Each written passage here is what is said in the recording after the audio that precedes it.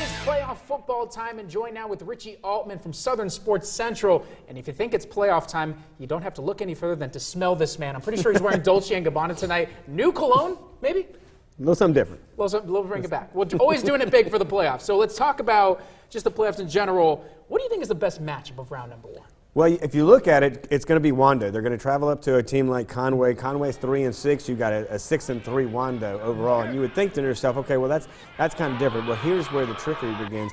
Conway's in a region where they're throwing the ball all over the field.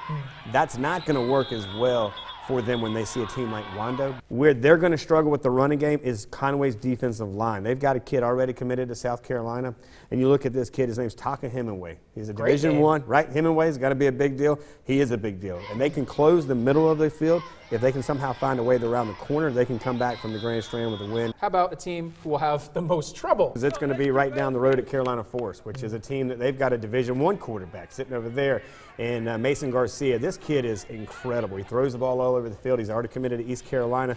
That draws a huge concern for Cane Bay. Cane Bay defensively have shown some weaknesses in the secondary. It's going to be hard. You're looking at a 9-1 team going against a 500 team at 5-5. Depth is going to be an issue. You're going to see a maybe lot the of most banged up team in the Low Country. Yeah, and it's hard to run that triple option. To do it in high school week after week after week, you know, to do it the right way, and they did do it the right way this year. That got them the 5 wins they have.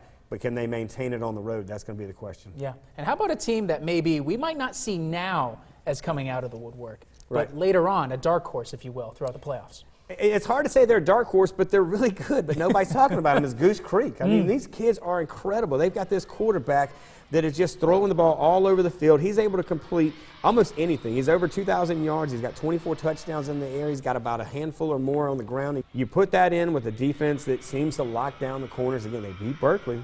They beat a few other teams along the way, and they had a chance to beat Fort Dorchester. But can they continue to slowly stay under the radar, do what needs to be done, and see another day?